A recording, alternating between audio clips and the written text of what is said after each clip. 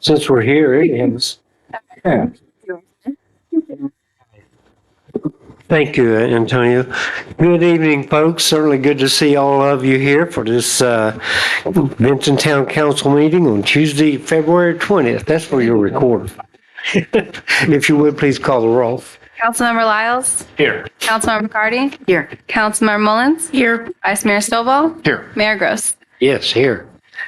All right. Folks, here in the town of Benton, we use the moment of silence that gives everyone the opportunity to pray or meditate as they see fit. So I'll ask you to stand for that. And while we're standing, we'll have the Pledge of Allegiance. Who's going to do that, Mr.? I'll take care of it this evening, man. Oh, you're going to do it? Yeah. All right. Okay, so if you'd stand for those two items, please.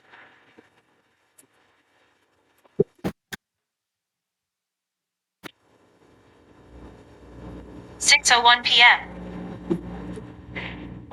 Well, that means face the flag. I pledge allegiance to the flag of the United States and to the republic for which it stands, one nation, under God, indivisible, with liberty and justice for all. Okay, we are off to an interesting start. Aren't we? Oh, my goodness. So with that, we will move on to our community events, and that would be Councilmember McCarty. Town Council Budget Retreat will be March the 22nd at Mill Mountain at 8:30 a.m. The State of the Town is April the 4th at 7:30 at the Benton War Memorial. The Shred event, which is a big, huge event, was great the last time we had it, and I'm sure it'll be awesome this time too, is April the 20th from 9 to 12 at the Municipal Building rear parking lot. And the Benton Dogwood Festival concert is April the 26th at 6 p.m. And the Dogwood Festival is April the 27th starting at 10 a.m. And of course, these are only a few of the things that we have going on in town. We do encourage you to visit the many restaurants and entertainment venues in our community and go to their web pages to see what they have going on. And if you need more information on everything happening in Benton, please visit the In Benton Facebook page and don't forget to like it and share it. All right. Thank you, ma'am. Lots of stuff going on, that's for sure. And with that, we'll move to the council activities. Councilmember Mullins, you want to do that? Yes, sir. On February 10th, all of Town Council and the leadership team and special guests, it was 28 of us in total, attended the Rail Yard Dogs hockey game. On February 12th, the mayor and vice mayor attended the finance committee. February 14th, council members McCarty and Lyles were at the community development meeting. And on February 15th, Mayor Gross attended the VLGMA conference at Hotel Roanoke. And that we've done since we were here before. Okay. Thank you, ma'am. I appreciate that. Next item is request to postpone or change the order of the agenda. Any requests tonight? Nope. With that, we'll move on to the consent agenda, which tonight contains the minutes of the regular meeting of February 6th. Any changes or additions? Hearing none, we'll entertain a motion to approve the consent agenda as presented. I'll make a motion to approve. I'll second. Okay. Motion by Councilmember Mullins, second by Councilmember McCarty. All in favor, please signify by saying aye. Aye. Those opposed, say aye. All right, now we'll get to the fun stuff. Have one of our favorite folks with us, a couple of favorite folks here tonight, as a matter of fact. Mr. Ken Fay, Director of Real Estate of, I guess that's valuation, not reevaluation, right? So he always comes over every year and makes a presentation. It's all yours, sir. If you'd like to step on up, please.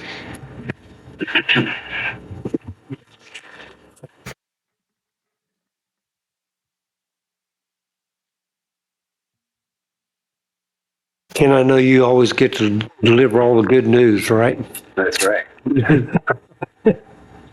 Just on the side.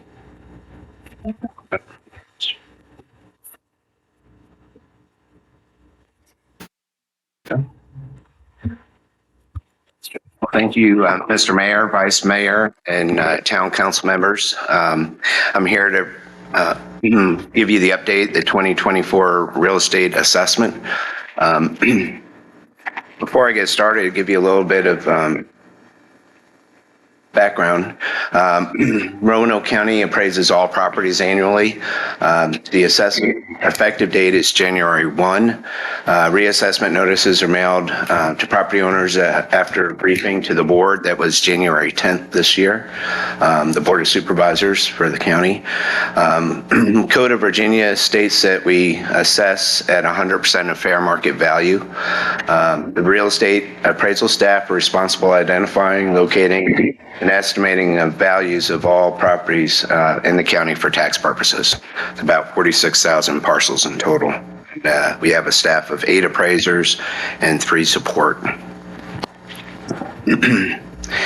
It's the citizens who buy and sell real estate in the open market that establishes values. It's what the buyers and sellers are willing to offer and accept for individual properties. The county real estate assessors evaluate these transactions and value properties equitably with similar surrounding properties. And what that means as far as evaluating the transaction, we're just looking to see that they're arm's length transactions that are good indicators of market value, unlike, say, foreclosure, for instance. There's differences that exist between individual properties and neighborhoods across the county. Real estate values have increased significantly at the local, regional, and national levels due to limited supply. The favorable mortgage rates, that was more toward the beginning of last year. Toward the end of the year, interest rates started going up, reached into the 8%. It's back down now around 7, falls down below 7 in the high 6.8 range for a 30-year fixed. So it's been hovering around 7% now. But mainly we're seeing now is the limited supply that's really driving the prices. This is for Roanoke County. The 2024 real estate assessment increase or percent change was an increase this year is 9.14 residential, 8.63 overall. And the bottom part of this slide shows where the increases are attributed to, and 87.82% of the increase this year was market value in the residential sector. This is the town of Vinton, 8.63% increase in residential, overall 7.75% increase. And, market value is where most of that increase is attributed to. 3.27 in new construction.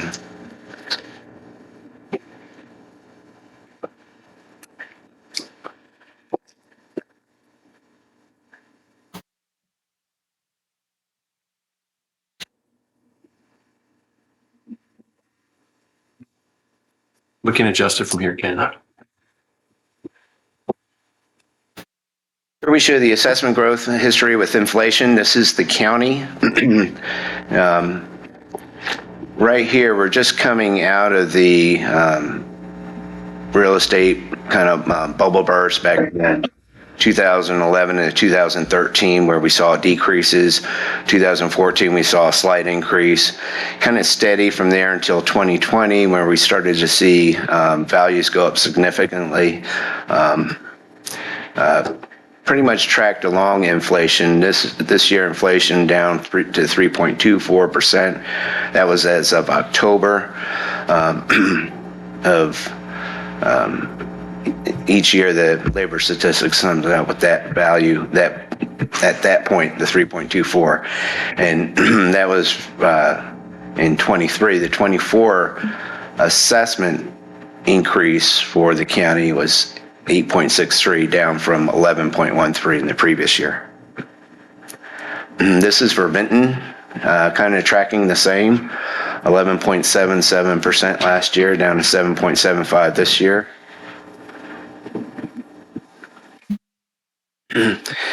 This is a median sales price history. The median sale price is that middle number between the high and the low. for 2023 in the county was 320,000, and for Benton is 240,000. There again, going with the graph earlier, you can see significant increases from 2020 on up to 2023. This is a history of residential sales in Roanoke County. This is the number of qualified residential sales. See a significant number of sales in 2020 and 2021. They dropped off in 2022, and certainly in 2023 there was 25% less sales at 916 sales. Along that line, the green represents the number of foreclosures. During the pandemic, there were moratoriums placed on foreclosures, forbearance programs that ended late in 2022. So you can see the foreclosures starting to go back up. 20 foreclosures in the county in 2023. These are Benton numbers, kind of tracking the same. 126 is the highest number of sales in 2021, and then 59 this year. And we had no foreclosures in the 2 previous years into this last year in 2023. So looking ahead to next year, local national real estate markets continue to perform strongly, and that's due mainly to a limited supply of housing. Number of real estate sales continue to decrease. The Federal Reserve has stopped or slowed down rate increases, possible lower mortgage rates in 2024. We're not seeing it hover around 7, like I said earlier. Some are predicting that mortgage rates can go down to 6, maybe 6.5. When you get to that point, you'll see some of the property owners that were considered to be locked in. Those are property owners that have mortgage rates 4% or even less, and they're kind of locked into their property. They don't want to. They might want to go into a larger home, but it's going to mean a higher price and certainly a higher mortgage rate. So until that rate comes in, you're going to see limited supply with the number of locked-in homeowners. We do anticipate an increase in inventory if some of these locked-ins come off the fence and start to list their homes. The market values level off later in 2024. And to wrap it up here, the assessment dates, the notices were mailed out January 10th. We conducted informal appeals in the office from January 18th to the 26th. The formal appeals start with our Board of Equalization in April. We have April 25th, July 25th, October 24th, and the final deadline to apply for an appeal is September 13th. That's it. Any questions? Well, you're probably glad you're not in Franklin County. It's tough when you do every 4-year evaluations, especially in the market that's gone up considerably. Doubled. Yeah, good. Nice presentation. Yes, very good. Thank you, sir. We appreciate the information. And I guess we'll see you next year, right? Yep. Yeah. Thank you, Ken. That's Thank you. tomorrow. Like tomorrow. Oh, I know it's going to take now. Goes by so fast. Right. Really? As much as the Christmas one. This is true. Okay. Oh, no problem. No problem. All right, our next presentation is from the Benton Public Library update. Jim is with us. And I think you have a sidekick with you too, right? Oh, no, she's the star of the show. By far. Oh, I'm just the warm-up act. you are good. You are That's good. right. Thank you so much for having us here tonight. I'm Jim Blanton. I'm the director of the Roanoke County Public Library, and it's a pleasure to be here. I'm just going to start out by talking about a few of the things that are going on system-wide, and then I'll turn it over to Kimberly Burnett-Dean to talk specifically about the Benton branch. So I'll kick things off, and let me see if I can, oops, wrong way, there we go. A few things are happening system-wide. This year, we developed a new strategic plan, all staff working together. Our previous plan had ended, and it was time for a new one and a refresh. And so as part of that activity, we developed a new vision and mission. And our vision statement is that possibility starts with discovery. Our mission is we encourage the joy of learning and a sense of community by connecting people to resources and services. Staff are really excited about really capturing that initiative of the library as a place of discovery. And in particular with the mission, the idea of building a sense of community, particularly as we start to reopen and people start to come back to the library and things return to normal. That was something that we really wanted to focus on in building a place where people could come, experience programs and services, and build relationships and have that sense of community. Our plan has two focus areas. One is the external community focus, but we also have an internal staff focus. For the community focus, some highlights. We're focusing on developing programs that engage youth and provide group interactions. We're also reviewing our physical spaces. We have wonderful buildings here. We just want to make sure they stay that way. So we're making sure that they remain fresh, appealing, interactive, and flexible. And Kimberly will discuss some of the things that are happening right now at Vinton. We conducted a community survey in the fall to obtain feedback from our patrons to understand what the priorities they have are and what we're doing well, where we can improve.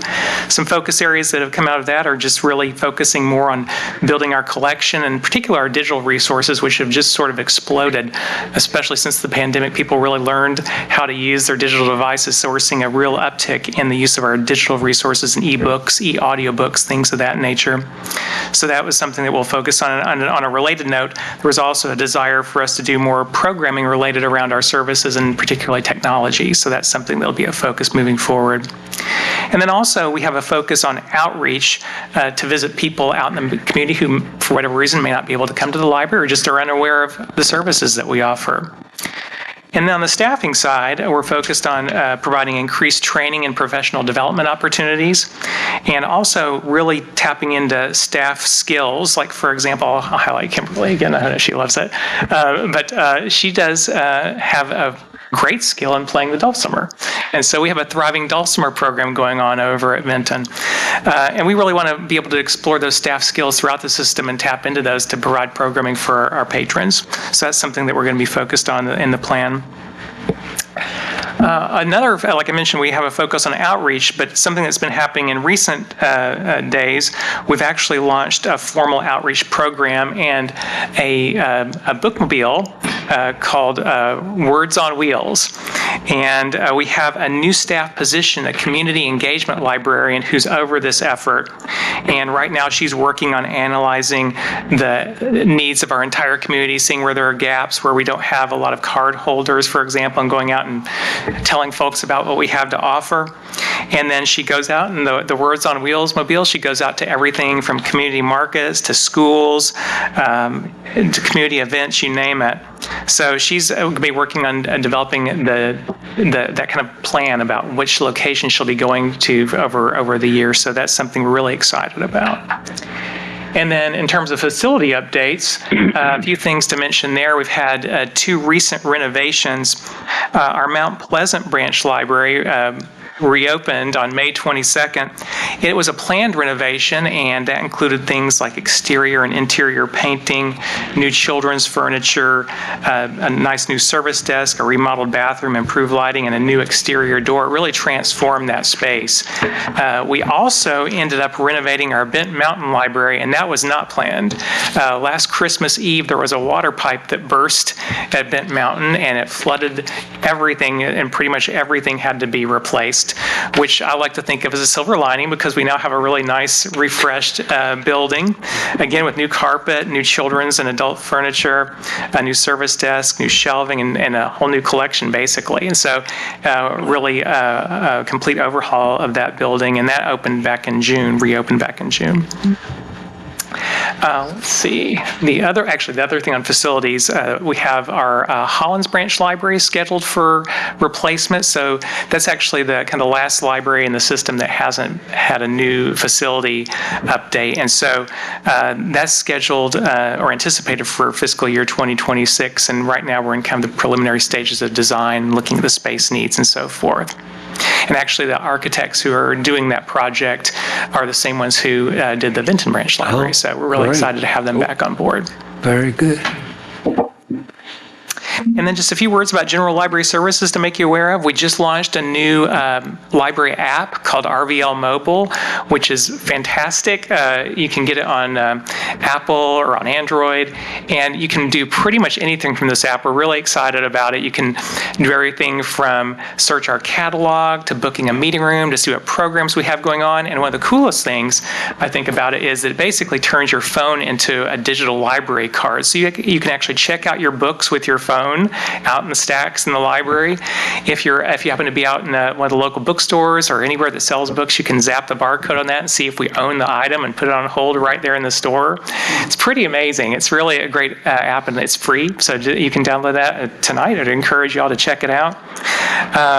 On materials, I'd just like to always mention for folks who may not be aware, we have, of course, our traditional collection that you can enjoy when you go into our buildings, but we also have a really expansive digital collection, which includes ebooks and e-audiobooks, includes digital magazines. We have a magazine app called Magster, where you can access over 8,000 magazines on your phone, your tablet.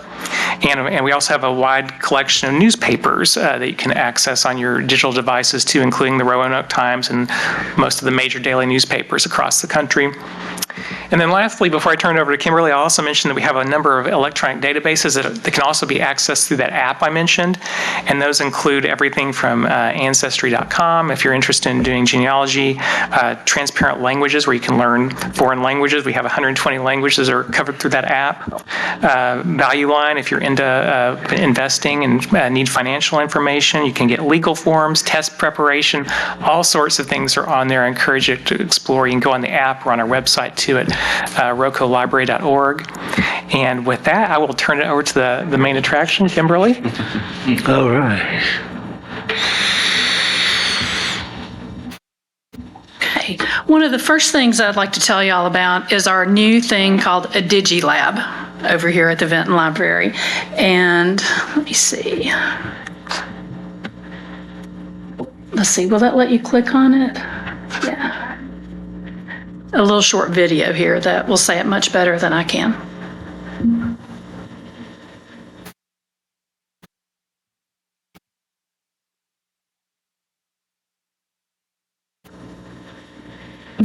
Might not let me. Okay. Basically, you can digitize all of your old media. You know, how many of us have VHS tapes laying around? 8mm film, floppy disk, vinyl that you would like to convert to WAV files so you can listen to it in your car now, old cassettes. You can digitize all of that at our DigiLab. There's no charge for it. We launched this back in August of 2023, and since then we have had over 100 appointments for like 317 hours of use of that space. And I have a quote that a patron that was using it back in December. She said, "The DigiLab is such a wonderful service. I'm using it to convert VHS to digital videos for my husband for Christmas. This has got to have saved us at least $1,000. Wow. And if you've priced, how much it is to convert VHS, it's free, just right across the street. All you need is a flash drive or whatever you want to save it on. And we have a really simple step-by-step guide that's easy to follow. When you come in, a staff person will go into the DigiLab with you. We show you the booklet, and it is truly step-by-step and so easy to do.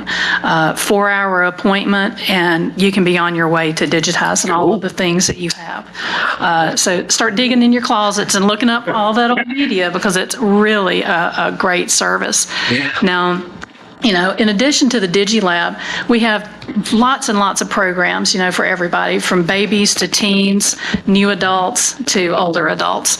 And the one thing that I'm really proud of, we started this late last year. It's called Vinton Community Connection. It's ideal for people that are new to the area and want to meet people from the community, or for longtime residents that just want to get out of the house and learn something new and socialize with people that maybe they haven't met, or maybe it's old friends they'll run into. The program is every Friday at 10:30, and we have a 30-minute program followed by time that everyone can sit around and talk and get to know each other and enjoy some free coffee. The little mini programs that we do, they're 30 minutes in length, and it's presented by one of our creative and knowledgeable staff. And the topics that we've done, it includes things like arts and crafts, music, historical talks, story time for adults, because we like to be read to too, trivia, games, technology topics, and much more. So, if you're ever out and about, 10:30 on a Friday, come on over. It's a really fun program. If you like to write, we've started a writers group this past year. The fourth Thursday of every month, come on over and you can share your work, you can critique each other's work, and just meet like-minded people, that like to write. How many of y'all like chocolate? If you like chocolate and you like crafting, we have Creations and Temptations once a month. With that one, you create beautiful crafts, including decorative and seasonal items, sometimes unique jewelry, and much more. So you can stop by for that.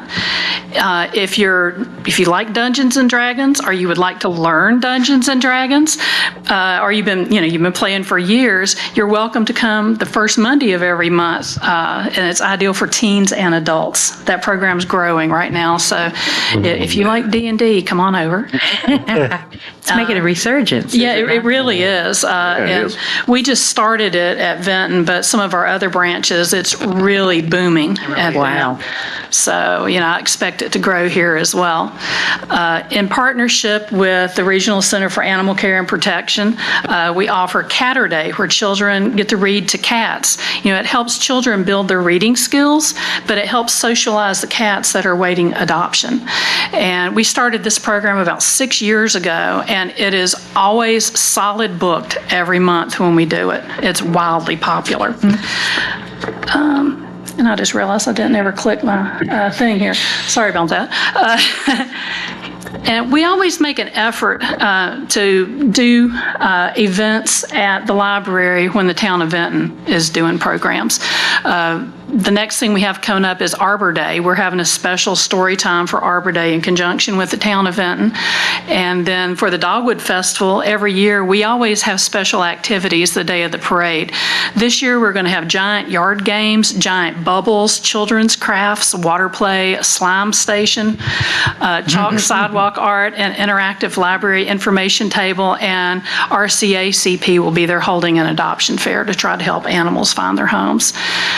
We also have several story times planned this summer down at the farmers market, and the bookmobile will be there, and someone from our children's department will be doing a story time and special activities. We also have plans for the fall festival and the evening of the Christmas parade. And can't forget to mention this one. The summer reading program kicks off this year on June the 8th. And the reading challenge is not only for children, it's for teens and adults as well. You read and you win prizes. And we all like to win prizes.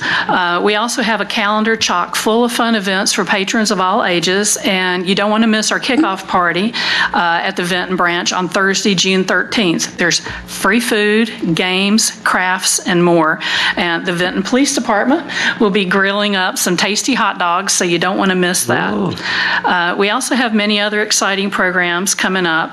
Get acquainted with artificial intelligence, a solar eclipse party, the Vinton Writers poetry reading, an embroidery maker lab for teens, and a spring party egg hunt for children, and many more. And a lot of times people think, oh, library, you just have books and DVDs. We do, and we also have the latest releases. We get the releases pretty much the day that they come out. And We also have something called the Library of Things. Now, that includes technology items like telescopes, hotspots, makey-makeys, and microbits, an accessibility collection, which includes large print keyboards, a lighted page magnifier, and a reader pen. We also have Virginia State Park backpacks, birding backpacks, and zoo backpacks. And as Jim mentioned earlier, we have an active dulcimer group. You can check out mountain dulcimers to play. Oh, wow. So all of these things you can check out. Yeah. Gee. If you have a dulcimer hanging in your closet, come on over, third Saturday of the month. We also have rental spaces that you can schedule your next meeting in. We have study rooms that are available at no charge. Now, we do have several updates going on. We are currently, well, we want to make changes to enable us to better meet the needs of the community through better utilization of the areas, offering an improved spaces and maintaining an environment where everyone feels welcome. The Teen Center and Program Room are being updated to allow areas for collaboration and to create additional programming space. The Program Room and the Teen Center are being reimagined and will serve as flexible spaces that will meet the needs of children as well as teens. On the second floor of the library, a service desk will be added, which will serve as a point of contact to assist with meeting rooms and for patrons using the second floor. And another project we have going on is all the lights in the library are currently being switched over to LED bulbs, which is more earth-friendly and improves visibility in the building. We recently received a donation from the Friends of the Library that's enabling us to make improvements in the children's area. One such improvement is the purchase of a light table, which includes literacy and STEM-based accessories. Other additions include educational toys that will appeal to both toddlers and preschoolers. And another portion of that donation is being used to add equipment to the DigiLab. We're purchasing the equipment that will allow 8mm, digital 8, and high 8 video to be converted to digital. That'll be a very popular addition because we've had patron requests for those types of equipment.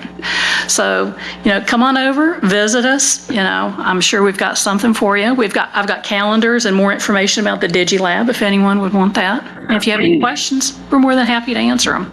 Wow. Any comments or questions? Yeah, I got a few. So on the 13th, what time was that? 2 to 4. 2 to 4. Yes, Okay. indeed. I come get a hot dog. Oh, yeah. Oh, my goodness. Oh, yeah. Yeah, your pharmacy council over there. Again. You mentioned the ebooks and stuff, and my wife I hear these books going on when I wake up in the morning and someone's reading to her. And I didn't know, but up until like 2 weeks ago, she was paying for them. And then she found out that the library has them for free. So I don't know how much each one of those words cost, but it used to cost me a lot of money until she found out that they were free. So it's pretty good little service. And then the DigiLab's really cool. I saw you guys do cassettes and everything, stuff like that. The mayor has some stone tablets. Yeah. Goodness. Yeah. We can work with you on that. Not everybody can interpret those. I gotta say it's, I'm sorry, didn't mean to interrupt. Yeah, you ought to quit after that one. No, that's fine. I gotta say it's very impressive report. Geez, the number of activities you have going on, just really incredible. I want to make sure I got this right. The Vinton Connection, Community Connection is every Friday or every Friday? How about that? That's great. Man, all these programs, that's awesome.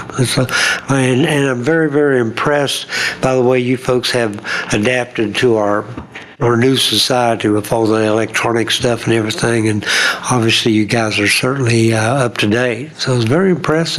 Absolutely. And I just have to say, the library is one of my favorite places ever. I started taking my daughter to story time when she was 2 and she's 20.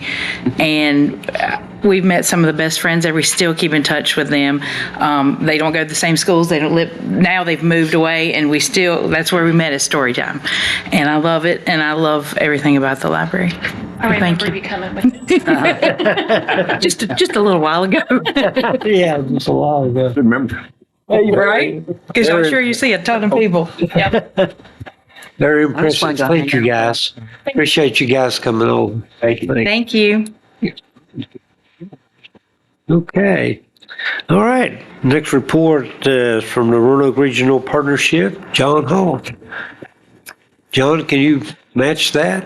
I don't know, but we'll give it a shot. But thank you, Mayor, members of Town Council, for the opportunity to come and share our annual report with you. And it's always good to see you. So appreciate your support. Without your support and investment, our work would not be possible. So 2023 was, in fact, a record year for the Roanoke region in many respects.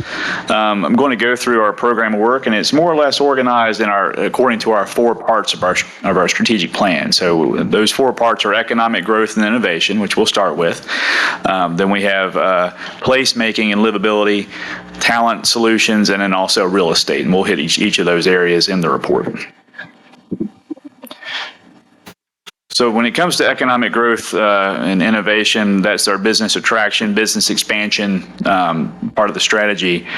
2023 was a record year in terms of the anticipated economic impact, and that's every project once fully ramped up.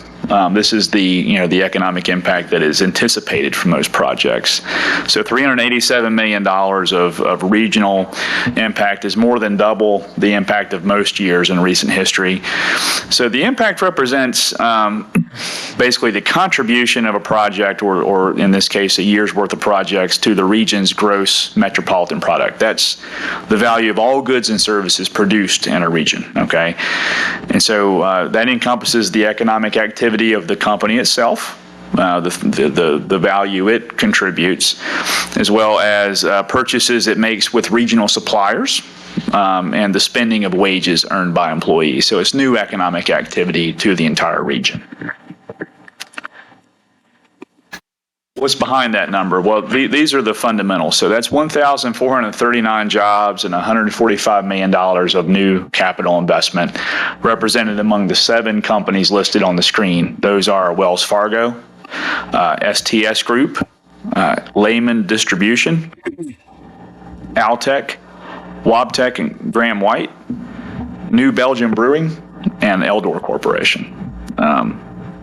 And in addition, I'm proud to report that in the first 6 weeks of this year, the partnership and its local partners have already announced 3 projects, again, in the first 6 weeks. And those include, gosh, I'm testing my memory now, but those include Mack Trucks, Universal Logistics, which opened a new facility in Botetourt, and Amazon Last Mile over here in the city of Roanoke.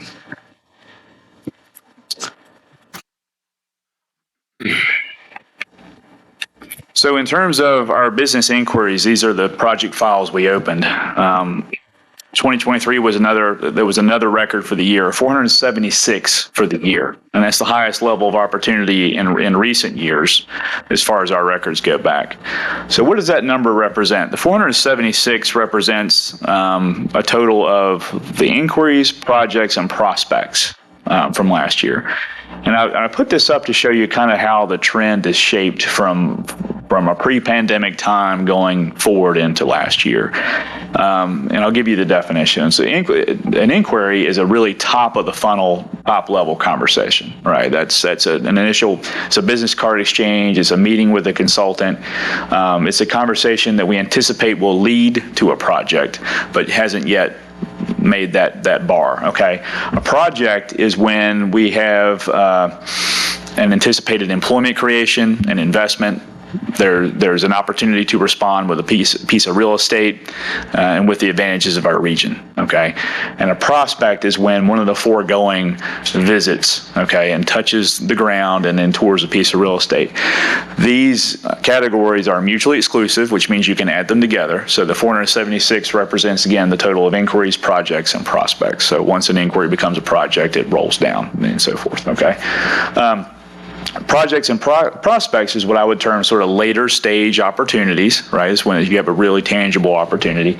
And that number is more than double the pre-pandemic times of 2019. So we have a lot more interest, a lot more activity. And the opportunities are larger capital investments, larger employment opportunities.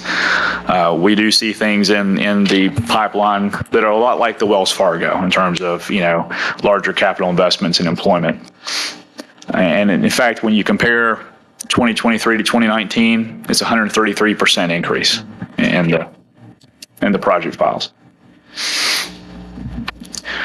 So that's a report in the business investment space. In the placemaking sphere, we can report that attendees of our regional brand building events are up 26% overall. And that represents a growing regional impact and a growing image for the region in the outdoor sphere. Roanoke Outside has contributed an additional $3.6 million back into the regional economy, again, based largely on the following events. So the Blue Ridge Marathon is a marquee event for the region. Over half the running field comes from out of town. More than 3,000 runners represents a 5% increase. A new challenge, we bundled some of the distances together. So the Full GOAT is a new kind of challenge for the double marathoner. So a double marathoner who will run the event in person. They start in the wee hours in the morning, run the first marathon, the marathon 26.2, and then they start with the regular field and run the second. Therefore, it's a double marathon. Now, the Full GOAT means what they've done is they've paid a little extra and they have run every other distance of the race virtually. So they've run literally every distance we offer from 10K, half to the full and the double marathon. And I think they also do the slow K2 the next day, which is America's slowest 5K. And there's a reason for that. Yeah. That's $1.2 million in spending from that event. And that was a strong year for the marathon. And then the Go Cross is a cyclocross challenge that's put the region on the map in terms of cycling events and outdoors. That's a 4% increase in racers, over 920, $414,000 in spending impact, and simulcast live streamed in 20 languages for Discovery Plus, Eurosport, and the Global Cycling Network. That was 100,000 impressions per day during the event of folks from around the world being exposed to this area in this region. And then GoFest saw a record attendance of 25% increase of attendance up from 2022. That's $2 million in spending impact and a major partnership between the Roanoke Regional Partnership, Roanoke Outside Foundation, and the city of Roanoke, who partners on that event. Moving into the talent sphere. So the Partnerships Talent Solutions Program really found its stride this year. And it's a program that contributes to, I can say now, to announced business expansion success. So the Graham White Wabtec story is really a great one in that's a project that was too small to qualify for the state programs, the Virginia Economic Development Partnerships Talent Accelerator Program, but still a high priority for us regionally and a high priority for Salem, which is where Graham White was located. What we were able to do was partner with the Greater Roanoke Workforce Development Board and put together a package of solutions that included custom training, but also recruitment assistance. So, our staff will sit down with the company, do an audit of how they market their employment opportunities, make suggestions for improvement. And we put this together in a package that Graham White was able to take up to their higher leadership and compete, essentially, right, with the other Wabtec locations for the expansion, and it was successful. And so we've replicated this model. We're helping businesses throughout the region at the direction and in partnership with local economic development. So if we can help with an expansion, we're actively doing that. But not only are we, and it's sort of the custom employer resources piece of this, but our talent director is very involved in regional committees, working with over 6 different steering committees on various things, including Industry 4.0 with Virginia Tech, connecting employers with students. And we had an intern and early career expo this past year, which we connected 45 regional employers with 170 students from higher education throughout the region. That includes, students from Tech, Roanoke College, Hollins University. It's a great way to try to capture those folks and keep them here in the region. We also, our talent staff markets this region as a place to live and work. We created 10 new lifestyle guides, a brand new regional jobs board that's a comprehensive listing of every job, every employment opportunity throughout the larger region. And so we do get that out to our audience that we've developed of folks who have maybe moved away, might want to come back. Family here shares it with students and young adults who've moved away. And it's a great way to spread that opportunity, and as well as a comprehensive regional events calendar. We also work to build community. We do host quarterly socials under the banner of Roanoke Regional Professionals Network. And these, we've had over 570 attendees at those socials, 4 different venues regionally. We did launch a summer program, or it was a relaunch, I should say. We've had a summer intern program for several years now. We changed the program this year to make it eligible for any early stage career professional. So if you've, for instance, your company has hired a new employee, a young professional, but you want to get them firmly seated in the region and get them, acclimated, right? That is another audience for us now, and as well as remote workers. So we had a few remote workers who work for employers outside this region, but wanted to get tied in, make social connections, and they also have taken part in the program. That has been very successful, and we're looking to replicate that again this year. We also recruited 26 talent ambassadors, including Mr. Quincy Randolph of R&D Coffee. He represents the region in Vinton quite well, and is spreading the word in terms of what makes this place unique and attractive on social media on behalf of the partnership, and of course, I think also perhaps unofficially on behalf of the town of Vinton. So. We're very proud to have that group of 26 spreading the word in their own words, which is authentic and impactful. And the quarterly socials, again, I just want to point out, are providing opportunities for professionals to connect in an attractive setting. It's not a chamber style get together. It's more of an informal, social, almost sort of a party atmosphere. But the professionals are there too. The businesses and business leaders, and they're finding labor, and the YPs are finding careers here in the region. It's quite impactful. Well, I think the outcomes do speak, but I should also share with you that we're continuing to increase our reach, right? So our audiences of companies and decision makers, consultants who assist companies make decisions. Those are all sort of our wheelhouse of people we're reaching. And so we had a record year of employment creation, but our web visitation, social media following, and email lists continue to grow thanks to targeted display ads, paid search, social media marketing, geo-targeted campaigns, event attendance.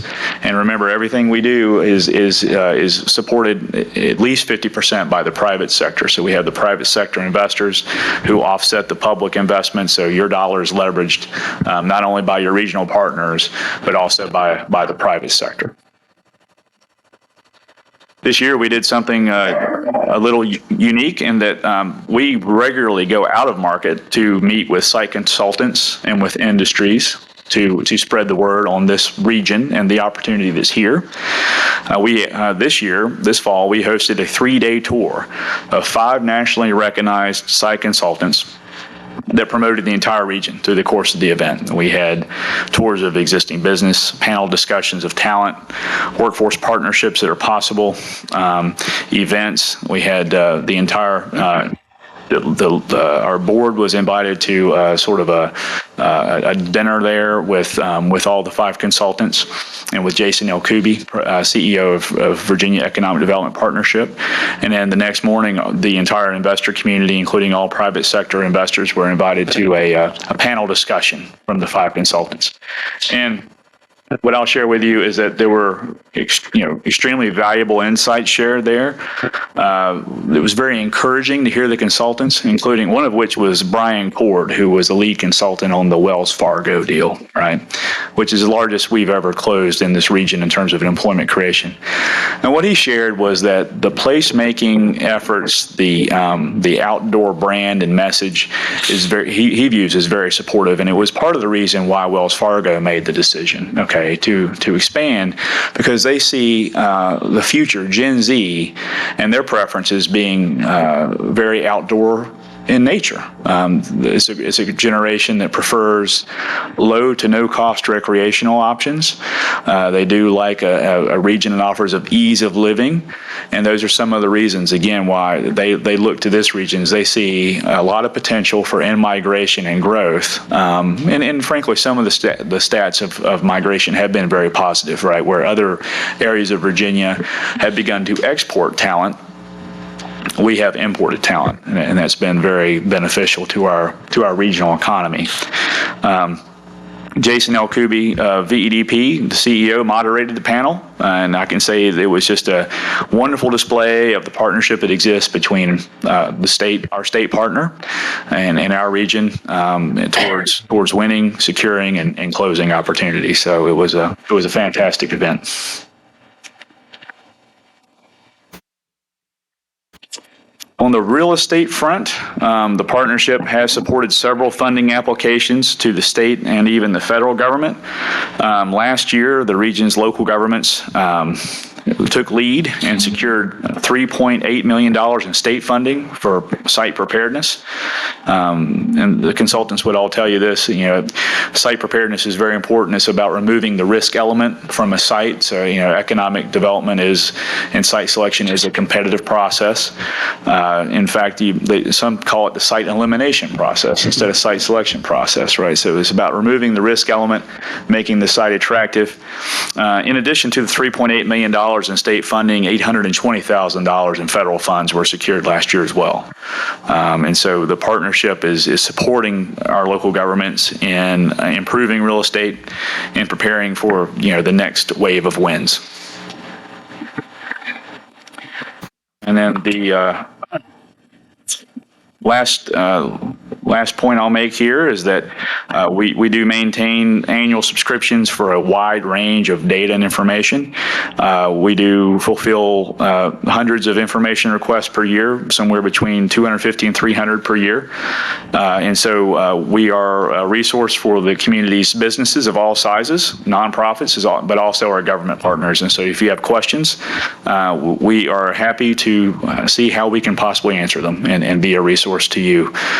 And so, in fact, I think Stephanie and Pete Eshelman have provided some information to support some marketing efforts as well in the last year. And of course, we're always happy to do that. So I'll close by, again, saying our work and these results are only possible through your investment and support.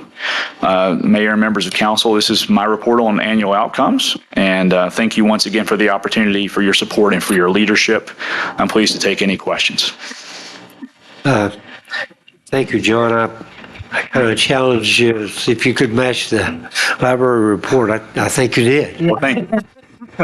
Very, very impressive. Just really incredible. Council, I'll give you folks a chance to ask questions or comment if you'd like, but I would just like to say how much I appreciate your organization and the way you have provided leadership there.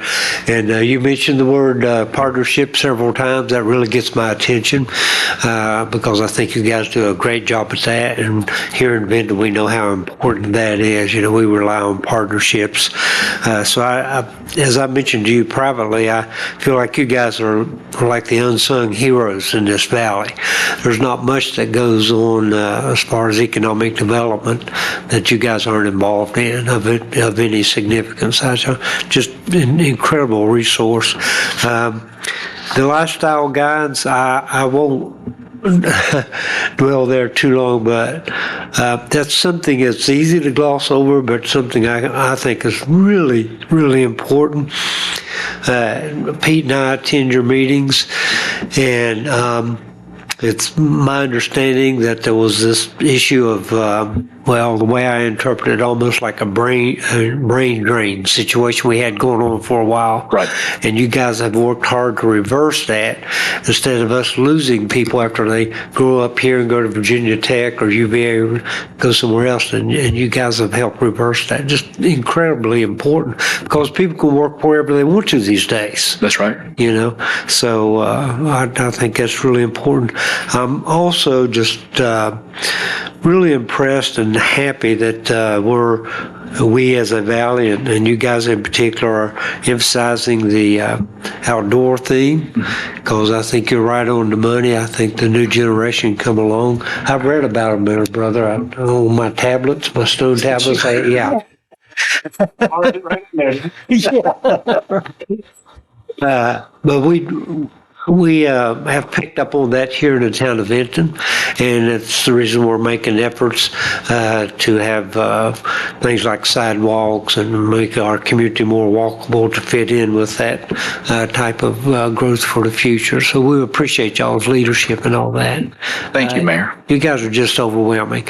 And I'll have to say, and this is kind of a pledge to council, as I say, Pete and I attend your meetings. And maybe I could do a little better job reporting back to council as to what goes on, because we wait every year for your report, but that's something I guess I need to work on. The other thing I do want to mention, because I think it's incredibly important, this is not just a government thing. 50%, I believe you said 50% of the funding? That's right. Private Yes, sir. sector. Yes, sir. You know, that's huge. When the private sector is ready to invest in an organization like yours, that tells you how important it is to them and to the Valley. So really a great organization. I thank you for what you guys are doing. Thank you, Mayor. Much appreciated. Thank You you. betcha. Great report. Yeah. Thank you very much. Absolutely. Thank you, sir. Thank you very much. Thank you, sir. Appreciate you, John. Have a good evening. And Thank good you. luck with the driving test for your daughter there, bro. Absolutely. We've been there. Thanks, Sean. All right. Some great reports tonight. Where are we? Oh, okay. Next item is citizens' comments and petitions. This is for anything that's not listed on the agenda. Anyone have anything? If not, we will move on to our public hearing for this evening. And this is to consider comments that would officially list the Vinton Historic District on the Virginia Landmarks Register and the National Register of Historic Places. So I will officially open the public hearing, and we'll start with a report from staff. Mayor Gross, members of council, thank you. I'm going to save you guys from listening to me tonight, and I'm going to invite our two guests up, Mike Capoulas with Department of Historic Resources, and Kate Cronow with Hill Studio. I'll turn it over to Kate. You know, I'm convinced the sign of any good manager is to know how to handle it all. You know, so Let's see if I can handle this. So, let's see. Perfect. All right, Mike, you want to start? So this is to present the Vinton Downtown Historic District. It was encompassed a PIF, a preliminary information form, the survey of the buildings, and then the National Register of Historic Places nomination. Thanks, Kate. I'll cover the next 2, 3, 4 slides, and I'm going to turn it over to Kate. Kate with Hill Studios, one of the authors of the National Register nomination that the town paid for. So I'm happy to be here tonight to let you know what you paid for, and also because this hearing is required by state law. we know. So the purpose of this hearing is so the district can be presented at the quarterly State Review Board and Historic Resources Board, two boards that meet at the same meeting. And I'll be there in Richmond on March 21st to present the nomination to those boards. If you're interested in attending, you can attend in person, you can attend virtually. A link to the virtual meeting will be on the Department of Historic Resources website. We could probably get you that ahead of time. I have a a very brief outline that I'm required to follow per the state code. Most of it is embodied within this talk. We already covered that. Let me just read to you an excerpt that tells you what the National Register of Historic Places is, because we've all heard of it, but a lot of people don't really know what it is. And if you all want to take a break, I'm happy for you all to take a break. I admire your attention span. I know you've been listening for a long time. I'm going to try to make this quick, though, so you don't keep here too long. National Register is the historic federal list of districts, sites, buildings, structures, and objects significant in American history, architecture, archaeology, engineering, and culture. National Register properties have significance to the prehistory or history of their community, state, or the nation. The register is administered by the National Park Service. Nominations for historic properties come from the state historic preservation officers, except for properties owned or controlled by the United States government. The State Historic Preservation Office in Virginia is the Department of Historic Resources. They nominate properties for National Register listing, as can private individuals and organizations, local governments, American Indian tribes. Anyone can really initiate the process. A professional review board in each state considers each property proposed for listing and makes a recommendation on its eligibility. That has already happened. The Benton Historic District's already been determined eligible through this previous process, the preliminary information form. Communities having certified local government preservation program called certified local governments can also make recommendations to our department on the eligibility of properties within their community. If you're interested in knowing more about the Certified Local Government Program, I'd be happy to tell you about that at your convenience some other time, I'm sure. The proposed designation is purely honorary and does not restrict or put obligations on property owners or local governments, but can facilitate revitalization efforts. That's something I usually repeat at these hearings 2 or 3 times. Thank you. The proposed designation is purely honorary and does not restrict or put obligations on property owners or local governments. As I said, this hearing is required by state law to give interested property owners an opportunity to understand the district nomination proposal and provide comment. This is a rare opportunity where we don't actually have any citizens to talk to, but it's not the first time this has happened, I can assure you. And I'm here to answer any and all questions to the best of my ability. So I think this is where you come in, right, Kate? Yeah. Usually this is more for the citizens. Okay. Here, so. Okay. Well, what it doesn't do, it doesn't prevent demolition. It doesn't require preservation or even maintenance. So if you have a building in the historic district, not only are there no restrictions on you, there's no expectations on you. There's no obligations on you.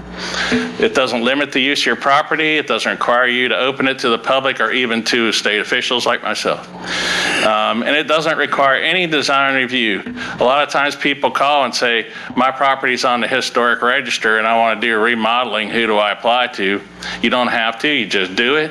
And if you go too far, then, you know, the only possible consequence is you could lose your status as a contributing building in the district if you really went crazy. And it really would take that.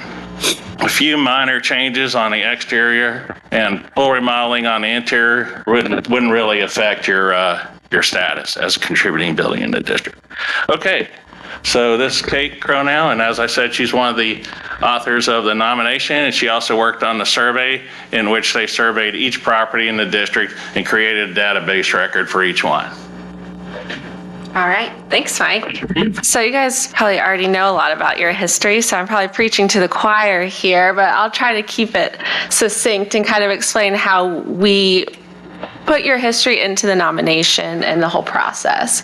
So the Vinton Downtown Historic District encompasses the historic commercial core in the town of Vinton. The approximately 6.38 acre district centers around the intersection of South Pollard Street and Lee Avenue, with parcels on West Jackson Avenue and South Maple Street also included.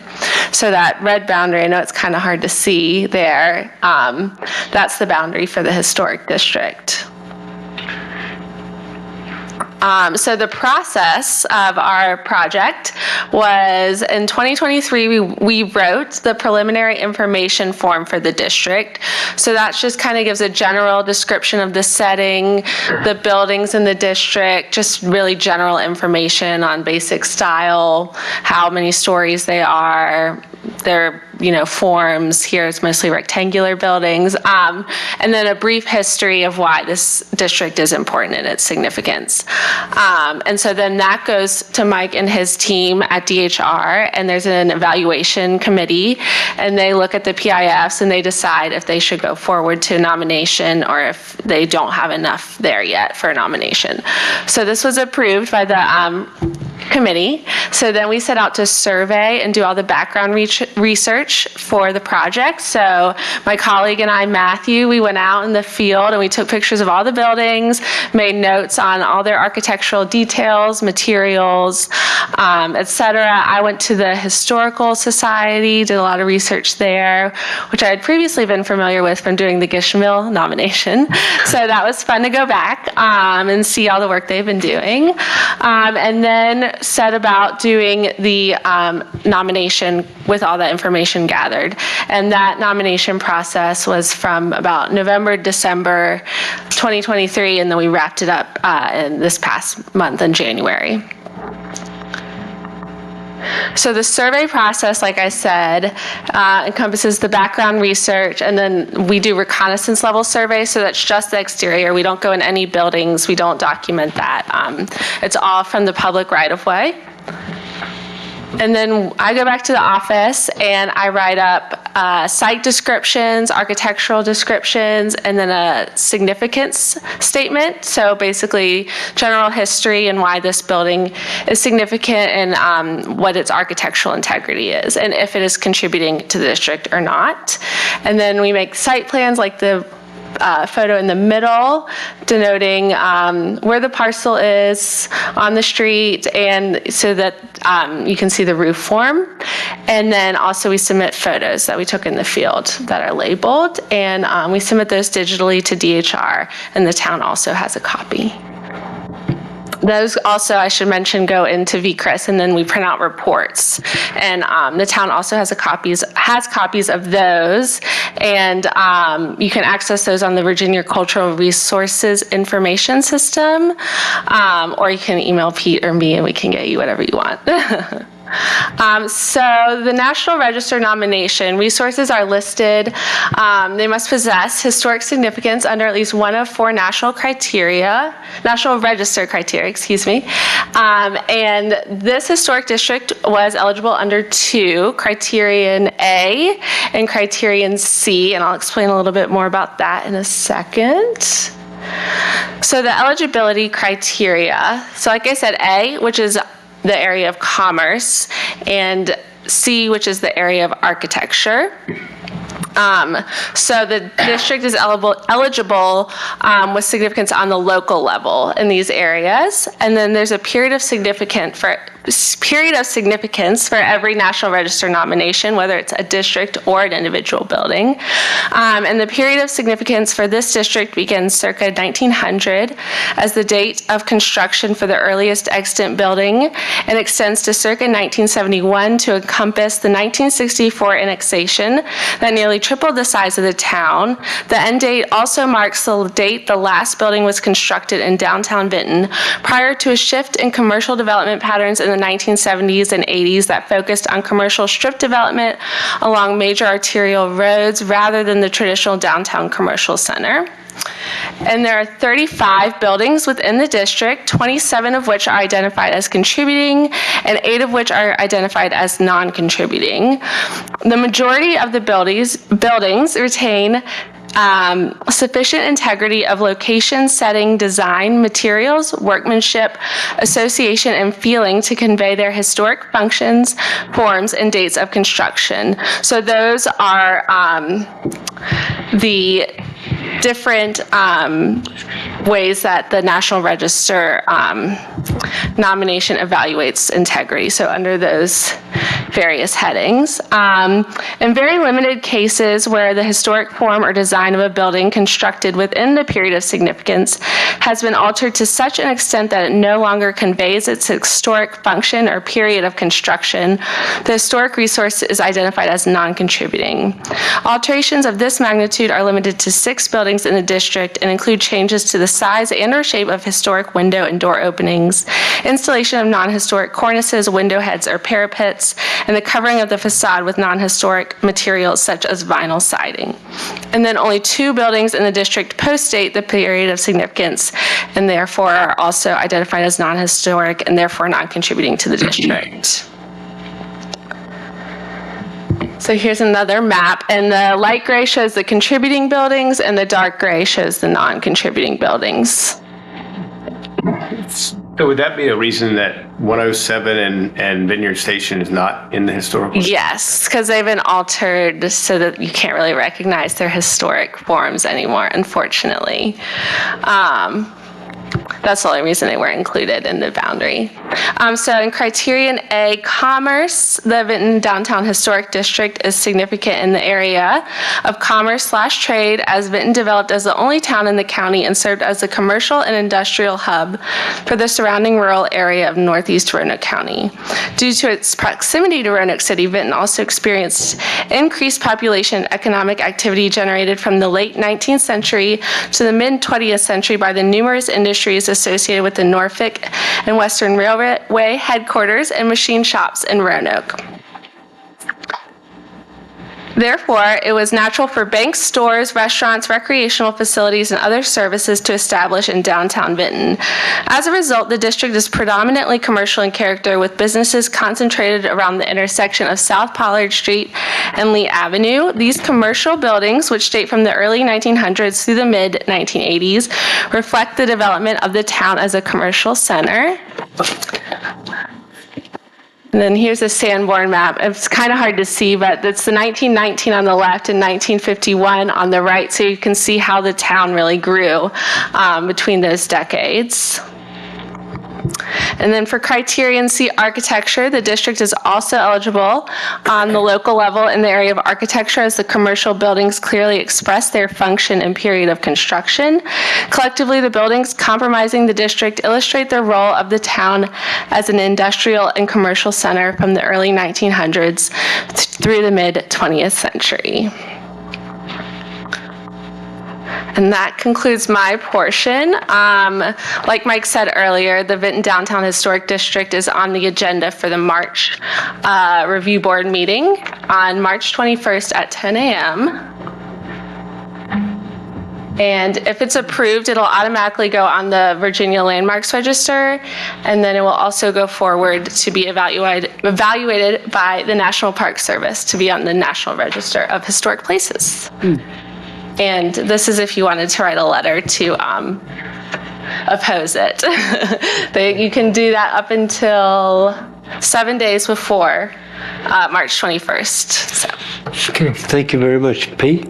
Mayor Gross, I just wanted to acknowledge Kate and her team at Hill Studios' work on this. It's a tremendous amount of work. She's only hit a few of the highlights, but done an exhaustive project here, and really appreciate their efforts. It's been very easy for staff, the quality work that they do, so appreciate that, Kate. And Mike, I've worked with Mike on previous occasions.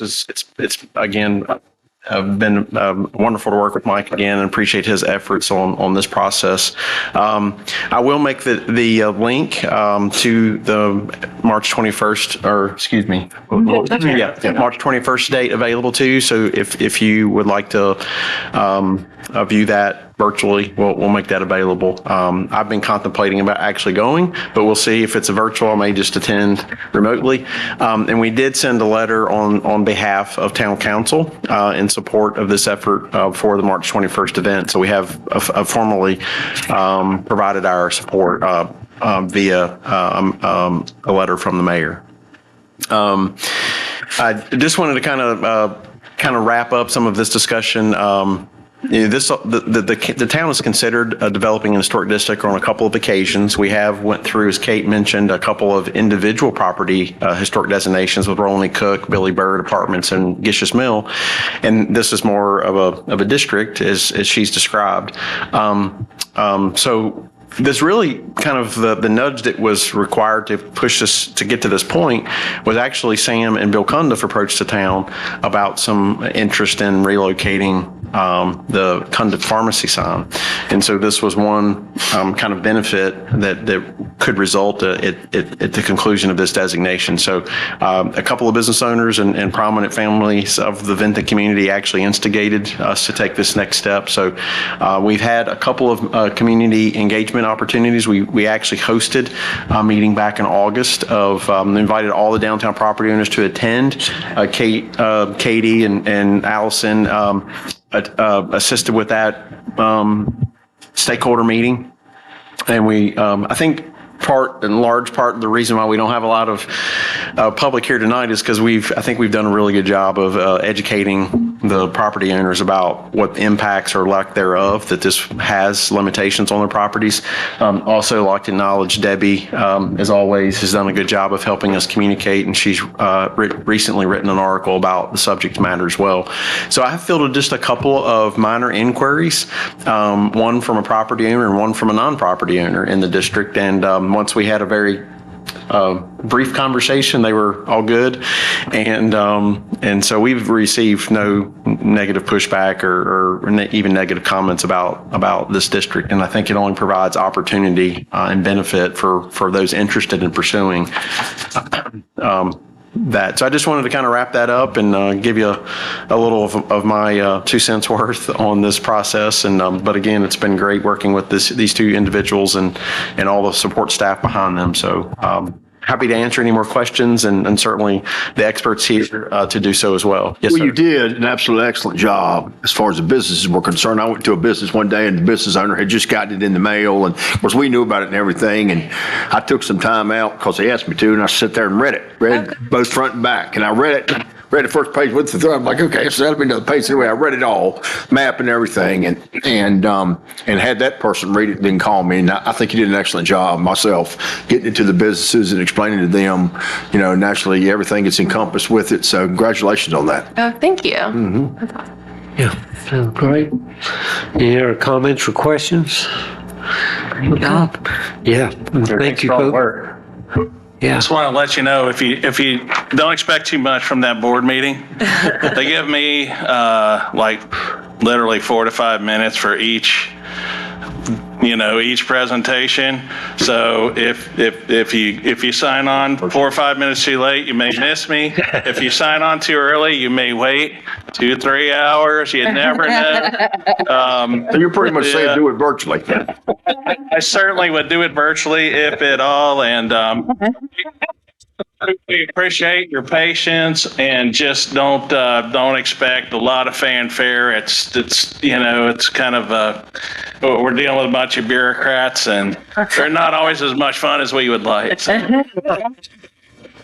I love it. Well, thank you, folks. Yes, thank you very Great much. presentation. Like the Vice Mayor said, obviously, all of you folks did a great job. So educating everyone was a biggie. Thanks so much. Let us know. Thank you. Thank you. Okay. Thank you. Thank you, sir. Thank you.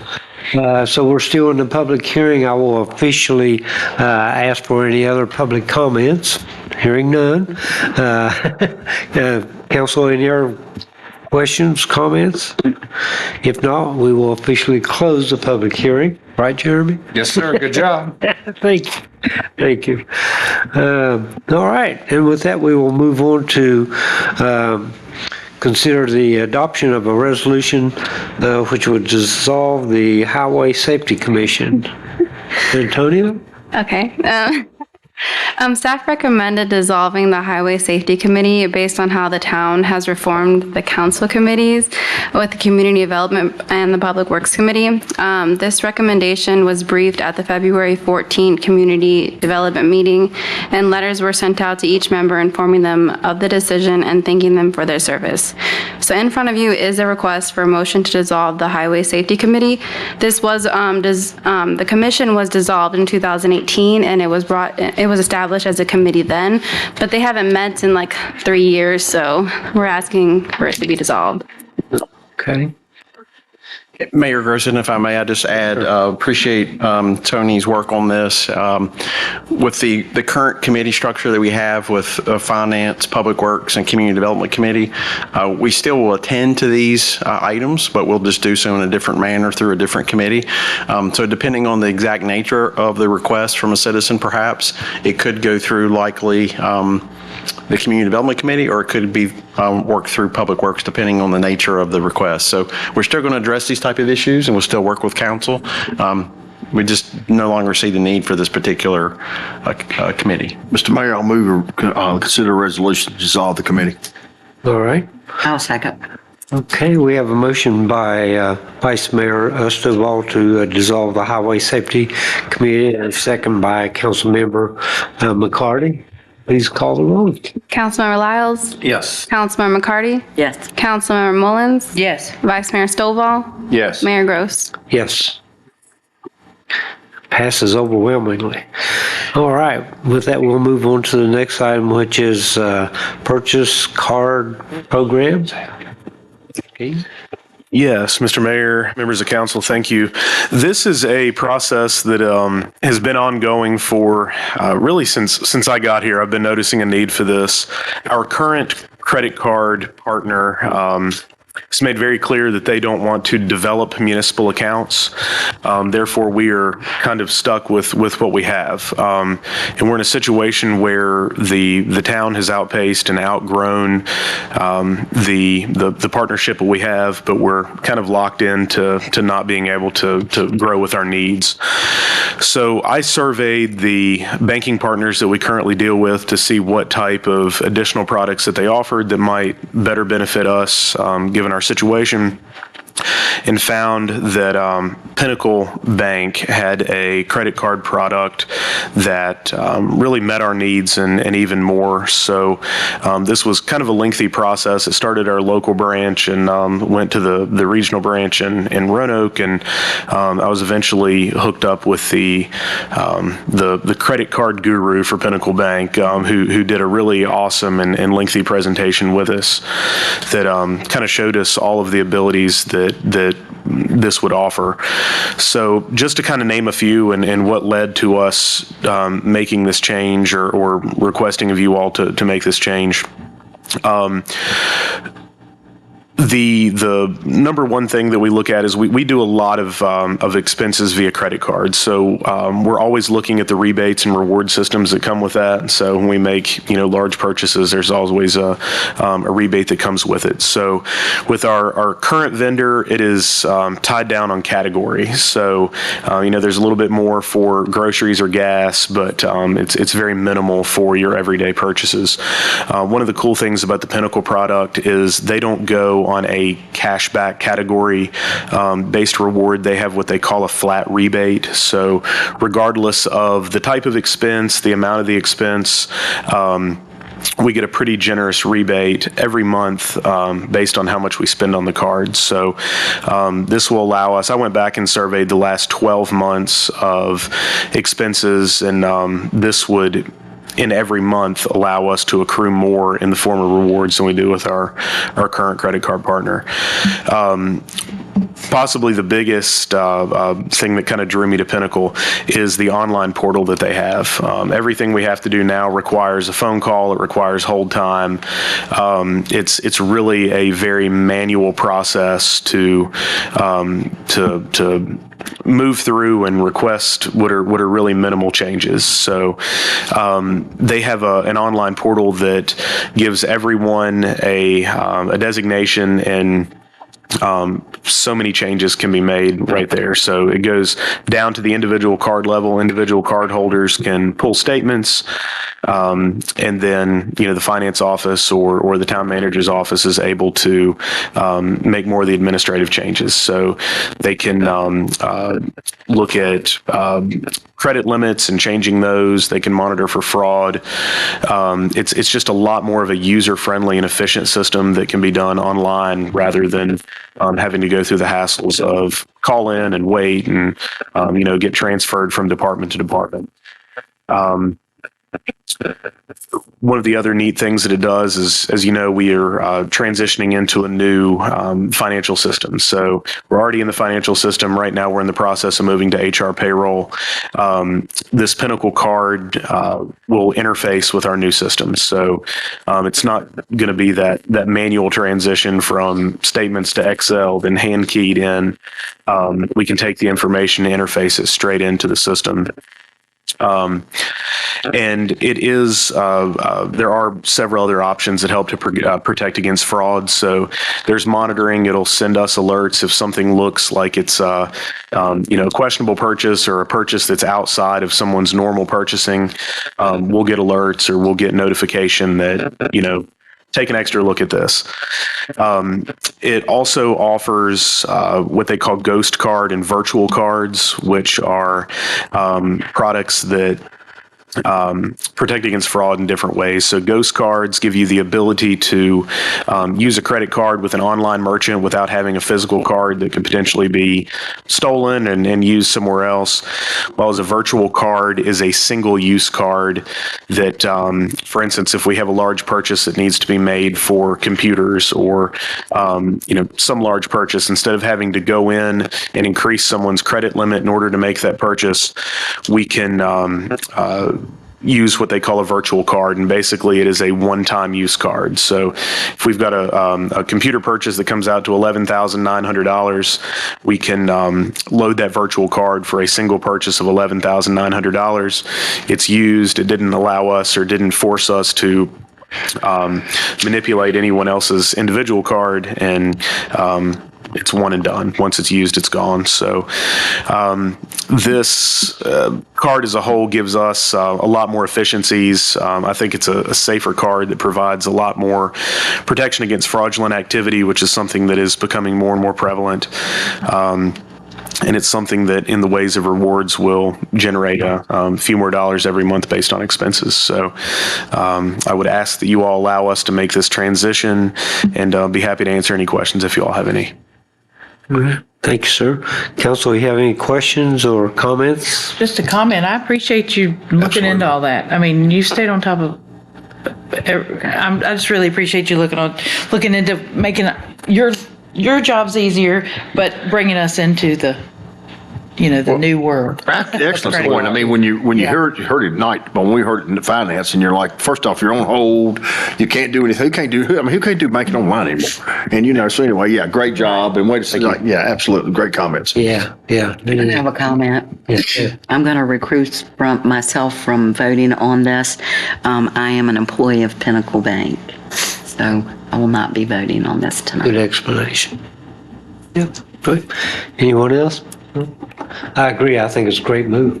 Good deal. Thank you all. Yep. Okay.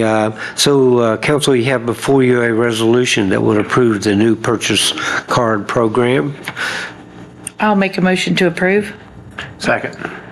Okay, we have a motion by Councilmember Mullins, a second by Councilmember Lyles. Please call the roll. Councilmember Lyles? Yep. Councilmember McCarty? Councilmember Mullins? Yes. Vice Mayor Stovall? Yes. Mayor Gross? Yes. All right. Thank you, folks. Good move. All right. And with that, we'll move on to the Finance Committee report. All right. That sounds like a plan. So, excuse me. The information on Pinnacle was a last-minute item that was walked on the agenda of the February 12th meeting. So that was the first agenda item that we looked at, and I do appreciate the mayor and vice mayor's help and assistance in allowing me to move this to a full council vote. Secondly, we had a discussion on real estate tax rates based on the assessment information that we saw earlier from Mr. Ken Fay with Roanoke County. And Cody, did you want to discuss that a little bit further? So the Vice Mayor's comment about Franklin County was somewhat apropos. One of the things that we had a discussion about at the Finance Committee meeting was, given that the increase in real estate assessments was greater than 1%, in order, based on state code, we will need to hold a tax rate public hearing based on that information, based on that increase of the assessed value. So we anticipate holding that hearing on April 2nd. At the first meeting in April. That keeps us on track with our budget development schedule and budget adoption. April 2nd, not only would we have the public hearing on the tax rates, as by Code of Virginia, at a separate public hearing from the presentation of the budget, which will come later in May, but we'll also be holding public hearings and taking action that night on personal property tax relief, personal property taxes, and machinery and tools taxes. So the April 2nd meeting would be, I guess, the tax rate night that we would advertise. And based on conversations with the Finance Committee and recommendation from staff, of course, the real estate rate can always be lowered after advertised for public hearing, but would advertise no change in the rate of 7 cents. So if you have any questions on that, be happy to answer them. Thank you, sir. All right. And I'm just going to finish up by taking a quick look at the December 23 financial statements. So as you all know, the end of December represents the midpoint of the fiscal year, and things are looking great as far as revenue projections, as we had talked about. I wanted to touch on a few of our consumer revenue sources. Our meals tax to the end of December is at 56% of revenue generation. So of course, to be on par with budget would be 50% this point through the year. So meals tax is at 56%. Our cigarette sales have continued to surprise me. Our cigarette tax stamp sales, they're at 57% of budget through the end of December. Our parimutuel tax earnings are just shy of 60% at 59% through the end of December. And our state sales tax allocation that we receive through Roanoke County is at 54% of budgeted expectations. So, we talk a lot in the early phases of the budget of trying to project our revenues in as conservative as possible a manner in case we do run into any unexpected economic challenges or downturns. But we are, as we had hoped, meeting and exceeding budget revenue expectations really across the board. So we hope this continues through the year and on into the next fiscal year as we start that budget process.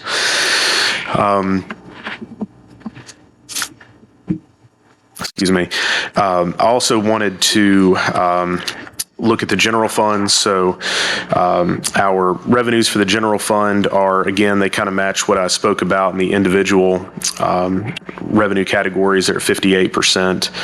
That outpaces our expenditures, which are showing at 55%. So expenditures are a touch over what we had budgeted at this point in the year, but that's outpaced by more and more revenue generation. Cody had mentioned in the Finance Committee report at the last meeting through November that we had started to draw down some of our reserve funds for capital projects. And he had talked specifically about the $500,000 that we had pulled out of our investment funds to go towards the Mountain View Road project. So that was done in November.